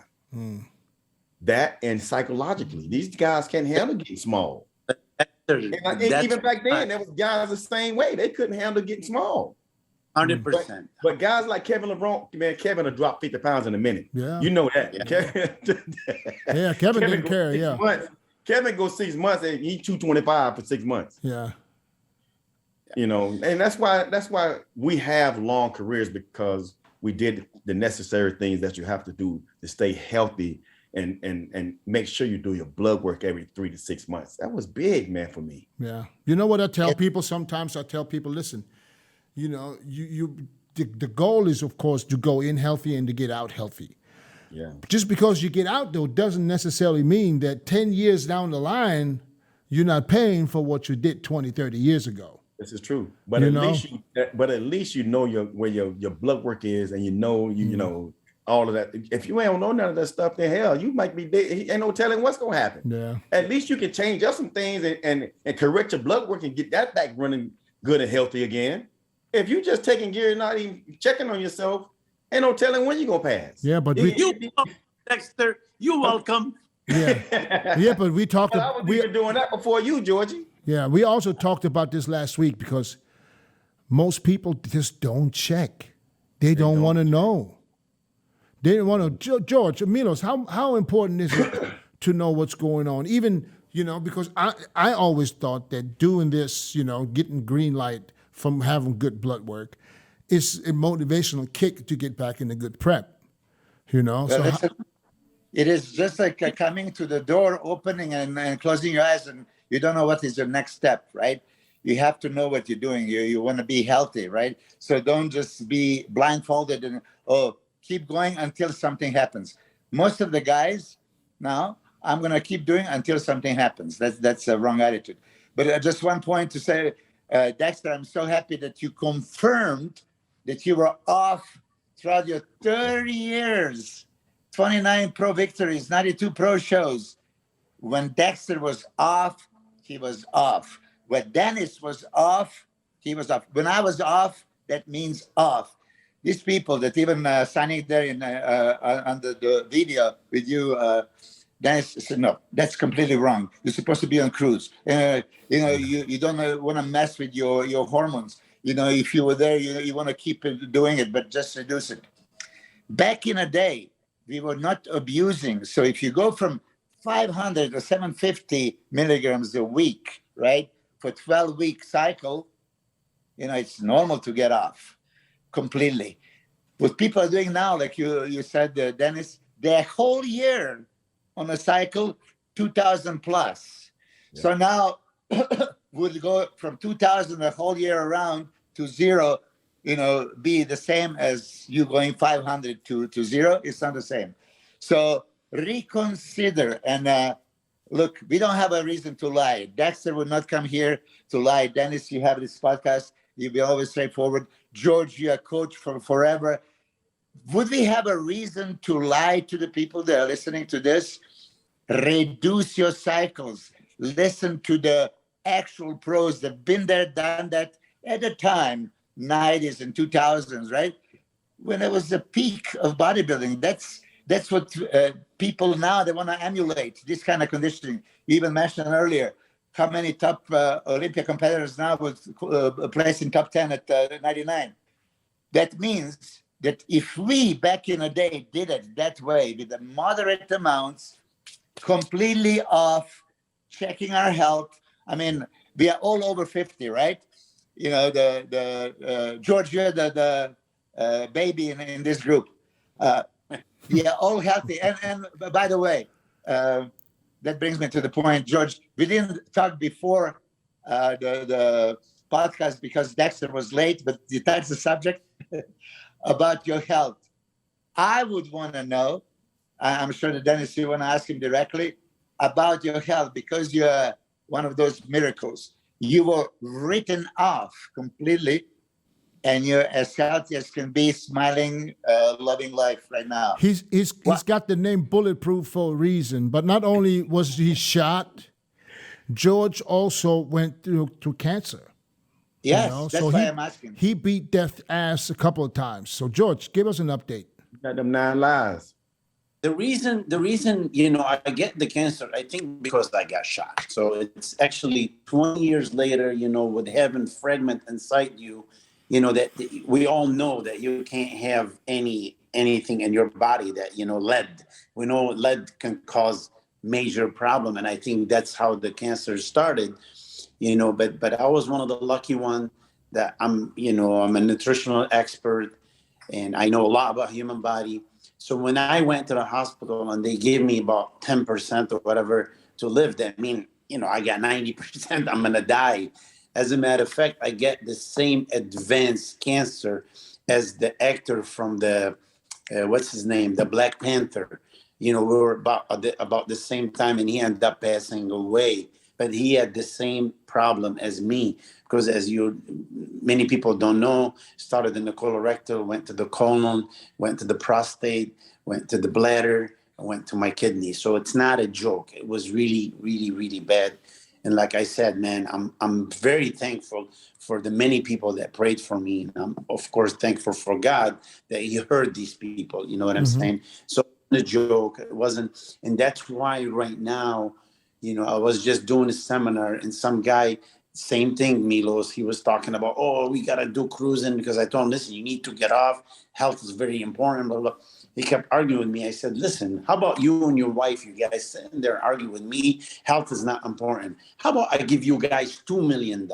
Would you be happy? Because he's talking about money is everything. He said, yeah. I said, but one of you tomorrow morning, we don't know who, maybe your wife, maybe you, one of you guys not going to wake up tomorrow morning. You'll be dead, one of you. Would you still take the $2 million? He goes, absolutely not. I said, how come? He goes, man, I never thought about it this way. I said, and that's what I'm trying to tell you. So from now on, every time you wake up, thank God for that $2 million you just received. So, because your life worth a lot more money than that $2 million. True. So I went hell, man. I went through hell. And honestly, the only reason I keep talking about health and life after bodybuilding, because I don't want any of you or anybody to be laying in that bed for a year and a half, and almost 2 years, fever. We don't know if he's going to live. We don't know if so I don't want none of you to suffer that, man. That's why I finished my doctorate. And that's why I'm paying it forward, because I want people to be healthy in the sport that we all love. George, so now beat cancer and all this, so because you mentioned that it went from, colon to prostate to kidneys. How compromised are you, and how easy is it to live being maybe compromised or having compromised kidneys, prostate, or whatever? You know, the thing is, Dennis, is like you have to adapt. You have to be smart. You know, certain people, like you tell them, listen, man, you can't have this. Like, for an example, I'm living on like basically half a kidney, and almost every nephrologist and all, my friend, they're like shocked. They couldn't believe that I'm holding the creatinine there. And you know why? Because anything that is going to affect me, like for an example, piece of steak. Don't you think I want piece of steak? I haven't had one in 4 or 5 years. But guess what? I know that piece of steak is going to hurt me. And I'm not a stingy. So you eliminate steak because of the creatinine? Yes. So, for an example, why people you think they end up, ruining themselves? You know why? Because they're selfish. When people are selfish, that means they love themselves more than they love their wife, their kids, their brother, their sister, their mom and dad. That's how they end up having problems. Oh, I can take this and I can take. No, if you really care about the people, they love you. You got to take care of you in order to take care of them. And that's what I'm bro. I don't care. Like right now, you put sugar in front of me. I don't care what it is. Like my birthday, they bring a cake. My wife, she said, nope, you got to make it sugar-free. It's going to be stevia, a little bit of honey. I can't do it, man. I can't do it. What I'm going to tell you is I know the speed that did to me. You know what I'm saying? So what would sugar do? What would sugar do to you? Well, the sugar is actually, listen, cancer live on two things. Oh, because of the cancer. Okay. Yeah, the cancer, you see. And not to mention, Dennis, like anybody that have a lot of sugar have actually psychological problem. We're not talking about natural sugar. You know what I mean? Like, for an example, I can have an apple, banana. I can have some honey in my tea. I'm talking about refined sugar. You know what I mean? Almost every study tells you how bad that is for you and what it could cause. So my donuts on Saturdays, is that going to kill me, man? Listen, you just said your donuts on Saturday. Yeah. You know what I'm saying? So you're having it once in the blue moon. That's not going to hurt you. Okay. Because but there's certain people, Dennis, they have it every single day. The lady, she came to see me and she said, can I bring my dog to the office because I don't want to leave her in the car? I said, okay. So I walked with her, I'm seeing her to give her diet and help her, whatever, to see what's going on. She had blood pressure, etc. And I saw there is a donut hole, inside. So I said, bring it with you. She goes, oh, you want to have some? I said, no, bring it. So I went inside and I put the bag on the office and she's talking to me and why she can't stop eating. So I opened it. I opened that donut hole and I took one. I want to give it to her dog. She said, oh my God, what are you doing? I said, well, I'm going to give him. She goes, no, that will hurt him. I said, so you worry about your dog eating this, but you're eating a bag every day and you're telling me it's fine. That's what people forget. So she's worried about her dog more than she worried about herself. You see what I'm saying? That's why, I think, man, listen, in all reality, all those companies out there, what they're feeding our kids since they're little kids, and us and everybody, we became more addicted. The food is the #1 addiction in America, man. Yeah. More than cocaine, more than anything. Because you see people, you tell somebody, hey, man, you could die, your cholesterol's bad. Next 2 hours, you see him eating, cheeseburger with double cheese and fries. They don't care, man. That's what I'm trying to do, man. I'm just trying to pay it forward. Good. Anybody dealing with any maybe age-related symptoms? Like me, for example, I did a while ago. I did ultrasounds, kidneys, and everything, and they in the ultrasound they saw that my liver is enlarged. So I have not liver, prostate. My prostate is enlarged, which it's from pretty much normal when you get older. It can happen to people, and doesn't have to do it. Not necessarily have to do anything with steroids. So. Is there anything that you guys realized that came in, after 40 or after 50? Dennis, you know what? Just said you can reverse it just by eating 2 times a day mushrooms. Do you know mushroom works like Nolvadex? That people don't understand. That's why I'm trying to tell you, man. You use your food as medicine today, or you're going to be using medicine as food later on. Go ahead, you guys. You know what they told me? You know what the doctor said?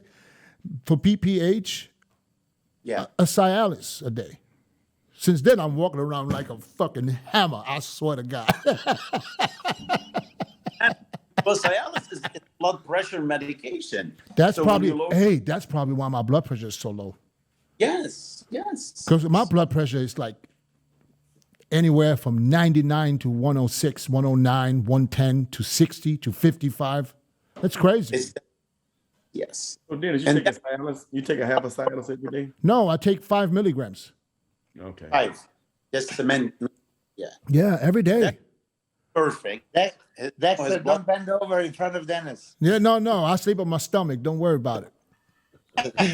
No, but it's, I'm asking because, those are things, because I know my dad has it, I think this could be, I don't know, genetics, or this is just normal, because I went to a urologist because they're good. And I was like, what's there to do? Because I don't have any problems peeing. So it's not like I have problems peeing. And that's why he said, basically, there's not much you need to do because I'm not restricted. I pee a lot. I've been peeing a lot for 20 years, because I drink a lot. But it's not like I'm standing there and I can't pee. I pee. I mean, I might not pee like I used to as a kid where I could piss over a wall, but I'm still peeing. You know what I'm saying? So those are things that I realize that are probably happening to almost everybody. Yeah. For me, age is just like physically, strength is gone, right? The joints hurt, things like this. But I don't know if this is related to age or to our pounding for 40 years, lifting weights and stuff like that. I mentioned this last time. My father always told me, hey, just wait until you're 40 or over 50. And I can see it. I mean, that's why I'm even giving Dexter more credit that at the age of 50, he was a top-notch pro bodybuilder who can win any show. You know, so that's really my hat off to. But Dexter, did you have injuries or feeling of exhaustion, fatigue, weakness, or you were, you know, just as good as back in the 20s, 30s? Oh, no, I'm definitely way weaker than I used to be, you know, because first of all, I don't try and lift that much weight anymore. I just lift to, you know, to keep a good physique. And, you know, because as soon as I start working out and just chilling, then my shit would like drop real quick and get soft. So just going into the gym, just, you know, like I said, I train with my wife and my kid. And we're doing girly workouts and I'm loving life, man. You know, I work out, you know, 4 times a week. I eat 3 meals and sometimes a shake every day. And a lot of people always say, well, you know, look at Dexter, man. He done lost all his size, blah, blah, blah, blah, blah. He's off the gear. I'm like, dude, do you know if I take 1 cc a test, which is what I'm doing HRT. Well, I was doing HRT too. I talked to Georgie and we just came off last week. Even doing HRT. So why did you come off? Because I still feel that, you know, I want to be healthy in the long run. So I even come off HRT, do a cleanse, and then get back on another HRT in 15 weeks or so. Right. I'm still coming off because what we do is we do some natural stuff to bring my testosterone levels and keep them, you know. Have you checked your testosterone? Have you checked it? Around level. We keep them normal. We keep my testosterone levels normal with what the PCT test that he sent me. And I'm still feeling good the whole time that I'm on. Where's your test? Right? Where's your test level? Have you checked it? While you were off. I don't know exactly what. I think it was pretty close to normal. Like it was pretty close to normal. Yeah, he was off because I do the what's that doing? 400 when you were off. There you go. 400. Mm-hmm. Oh, that's good. That's really good. So, and that's because we do this PCT test that he sends me to do in the off season, and it keeps me, you know, pretty good. But I'm not as strong as I am in the gym, or I don't feel, you know, I don't feel as good as I do in the gym when I'm doing HRT. But people just don't understand. They think gear, you big because you own all this gear. Listen, dude, if I were to take 1 cc and I eat 6-7 meals, my ass would be back up to 250. Me too. If I would take 250 milligrams a week and I would eat 5 meals a day, I'd be 270. Exactly. And that's what these people kill me with. They thinking it's all the drugs. It's not got nothing to do with the fucking drugs. Right. I mean, it does, but you know, not when it comes to putting on size. It's all about the food, man. Dexter and George, because now you open a little can of worms. I want to know how much you were eating, because you said that George was pushing the food. Like, tell to the people that are listening, what do you mean by that? How much you were actually eating? Well, off season, I was eating 6 for me and my body. I was eating 6 to 7 meals a day, 2 cups of rice, and probably 8. Now, there's 2 cups of rice each meal, okay, and probably what you say, George? 8 ounces, 8 to 10 ounces of meat, probably 8 ounces. That's 8 ounces of protein. Eat 8 ounces.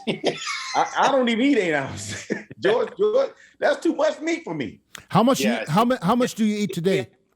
How much I eat today? I eat 3 times a day. How many ounces of meat? Oh, how many ounces of meat? I try to make myself eat about 4 ounces. Yeah, that's what I do. I do 4 ounces per meal. Yeah, so I do 3 meals. Like I said, I got tired of drinking shakes, so I've just been doing 3 meals. Because what happened was with me doing the 3 meals, because my weight was down to I dropped down to like 207. George is like, okay, let's just take him, because I was only eating twice a day.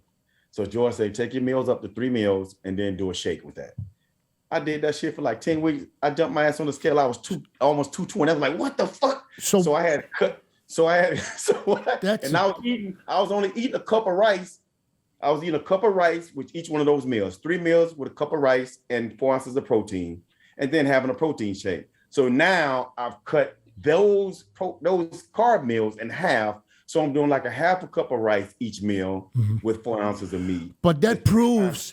And now I'm back down to 210. Got you. But that proves again that you can still hold on to your size and even get fuller with 4 ounces of protein per meal. You have 3-4 meals a day. We're talking 100 grams of protein a day. Yeah. Listen. People think they have to be in the 2, 3, 4, 500s a day. It's so not necessary. I used to cuss George out all the time because George would send me my diet because I know on the off season, I don't do what George say. I do what the hell I want to do. So on off season, I cut my protein back, like I said, 4 ounces on the off season, 4 ounces, and my ass is 265, right? So when I get with George, he taking my shit up to 8 ounces. And I'm like, man, why you give me all this protein? I don't need all this shit. I'm already 260 with 4 ounces. Why the hell am I eating 6 and 8 ounces? Yeah. Milos, what do you think? But I get it. I get it because you want to reserve as much muscle as you can. And I understand that, but we're dieting. Just dieting. That's it. That's what we're dieting. I know, George. Milos, how many ounces is necessary? Well, that's a touchy subject now. But let's say, Dennis, that back in the day I was giving you so much protein to take because I really honestly believe you do need to take that much.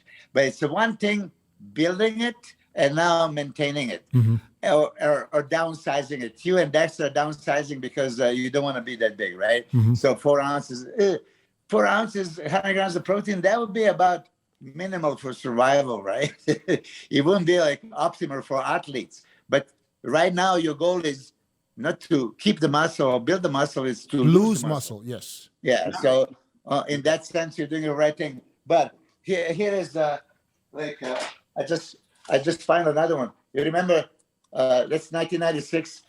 All this fucking diet with how much protein?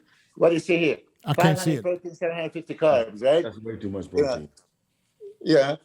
I was doing this for 12 years, averaging 450 to 500 grams of protein, 550 even. Wow.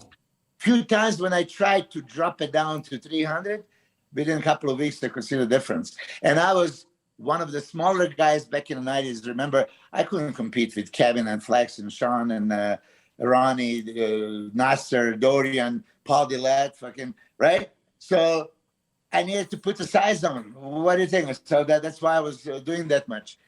I actually answered in one. I heard George saying something somewhere like, you can only assimilate 30 grams of protein per sitting, so you don't need anything more than that. And then I jumped on that. Yeah, I jumped on that to say, no, it's completely different story. First, you have a physiological needs for a protein, right? And then bodybuilders, we need that for muscle protein synthesis, for new muscle protein synthesis, not existing. So to build something, you can't have 2 bricks and build a house. You need to, have more. But so I was doing much more. I'm glad that, George, you were giving 8 ounces of meat. So like about 50 grams of protein per meal for Dexter. I actually was only doing 6 ounces, to be honest with you. But 8 ounces. Yeah, because no. Listen, Milos, people understood it totally wrong. The girl at the seminar, she was a girl asking me. I said, for example, you can assimilate 30 grams of protein at seating. So she's only 120 pounds. Times 6, that's a lot of protein. You know what I'm saying? Okay. And then I told them, I said, but Kai Green get 8 ounces at each meal. So that's 50 grams times 6. That's 300 grams of protein. That's all. Even Kai Green was doing much more than that. But Dennis, now to answer your question, you are down to 4 ounces. Dexter is down to 4 ounces. You are downsizing and you think that's sufficient. But here, what is the number one anti-aging principle? Maintain your lean body mass, right? That's what you're supposed to be doing, not downsizing. So, I don't want to. I didn't want to. But Milos, I didn't. Hold on. First of all, I'm going to live till I'm 100 years old. I'm not going to, being 250, my ass is going to be dead in another 2 years. So I'm thinking about the future and thinking about my health as well, okay? Right. Look at George. Look at George. That's the main thing. And then, eating all that damn protein and eating all that beef and all that shit, just like George said, how bad beef is for you. You know, I've even cut back on beef. I probably do beef once a week. That's it. I don't even do it. I don't do beef at all hard anymore. yeah. I'm going to tell you, burgers the beef. on the computer right now, and I'm a member of Harvard University. There's nobody smarter than these dudes. And we were talking, and almost every doctor, everybody that in that industry, and you know, all that, talking about animal protein. Listen, there's nothing wrong with having protein, but if you're having more than 25% of animal protein of your daily caloric intake, you're most likely gonna die a little earlier. Trust me when I tell you. No, you know, What does that mean? I agree with that 100%. listen to me. As a matter of fact, just today came out, you can go read it in Harvard. They said only 3%, just 3% of your animal protein, if you switch it to other protein, you know, like a vegan protein or whatever, like broccoli, this and that, if you take, that's a lot, you know what I'm saying? So only 3%, you actually can raise your life, you know, longevity by 10%. So what I'm trying to tell you, for bodybuilding, you're 100% right. You're 100% right, Milos. You need protein because that's the only way you can build new muscles tissue. You can't just do it on like 100 grams like these guys are doing. You're right. But what I'm trying to tell you is you don't really need a lot of protein neither. You know what I'm saying? Because there's no study was done on bodybuilders. Bodybuilders that using steroid. Bodybuilders that using steroids with a lot of protein, guess what? They're gonna have kidney problem. And that's why we hear so many bodybuilders are, you know, on kidney dialysis. I don't know too many, you know, to be honest. I know a lot. I mean, what? You know more than 20? What? Milos, you know how many people we know? Just make God bless us. How many pros that we know? I was. Who's on dialysis? That I don't know. Yeah. Who has been on dialysis? Who? And not on it anymore, you mean? Who? I don't know. I mean, Don Long and Flex Wheeler, and I can keep going. No, but when you say keep going. Tom Prince. No, I'm not talking about past. Any reason right now? Do we know if anybody that? I really don't deal with a lot of people right now. When you say Ben, what Ben are you talking about? I didn't say have. I said have been. Oh, have been. I thought you said Ben. No, but here, let's be real. And this podcast is real talk, right, Dennis? That's keeping it real. We are just the muscle heads, okay? George is the only one with a medical degree, and he mentioned Harvard University and doctors and speaking about research and studies. Bull fucking shit. Okay, let's listen to this. Who were they experimenting with? They had 2,000, 10,000, 100,000 people that they monitor for 50 years. They were eating more than 25% of protein. Who the fuck does this, what I did, to monitor every goddamn meal? Okay, so much protein, carbohydrates, and fat. You're right. You're right. Who But they does did it on 1,000 people. They did it on 80,000 that study. 80,000 people. And people that eat more animals. Yeah, listen, that's 80,000 people. Okay, they're going to offer somebody, okay, I'll give you $100 to be a test subject. And then they're going to say, okay, you're going to eat 25% protein and you're going to eat 30% of animal protein. And you're going to eat that for how extended period of time. Milo, you don't get me wrong. You need the protein, but what they're saying is a lot of animal protein, it's not necessarily like here. I understand, but listen, George, you accepted what you are told. Now I'm telling you, this is a real life. Do you really think that they studied that 1,000 or 10,000 people, 10,000 out of billions, did religiously, like we bodybuilders, 25% protein. I'm going to just eat one chicken meal and one beef meal, and everything else is vegan protein. 25%, okay? And let Dennis and Dexter and Milos, these stupid bodybuilders, do more. That's builder. Milos, we're not talking about bodybuilding, bro. Listen, I'm telling you, I just mentioned bodybuilders because we are known to have a higher animal protein sources. But the average person, these studies, when I see, I want to cringe. Like what? Who are you putting a soap in your eyes? Who are you fucking trying to kid? Oh, yeah, the research has shown. Okay. Bullshit. Time out, guys. Okay. Thank you. Listen, I appreciate this conversation. We got to continue this at one point. But right now, my time is up. All right. Thank you guys for making this so interesting, man. Dex, Milos, and George, I appreciate you guys. Thank you. And I will keep this up with roundtables because we got so much to talk about. And, I will hit you guys up. Thank you guys for coming on, man. I really appreciate it. Love you, brother. We should always stop. You should always finish when it's at its best. Y'all stay safe. Love you guys. And love you too, guys. Soon, bro. All right. Take care, guys. George, all the respect. I didn't guess against you. I just, there was the studies. No. I don't trust the Harvard. Milos, I'm with you. There's a lot I of said we're done. Hey, I can always send you guys another link. I got Zoom. Hey, I can send you one and we can get back on this thing. It's not about the Zoom. It's about the time here in the studio because I got to get on another. About when we leave this call with you, I'm gonna send them one. Okay. On Zoom. No, we're gonna go back at it some more. Yeah. Okay. We could do this some other time. Thanks, guys, man. I appreciate you all. Take care. Mess around. Be safe. Hey, love you guys, bro. Love you back. Bye-bye.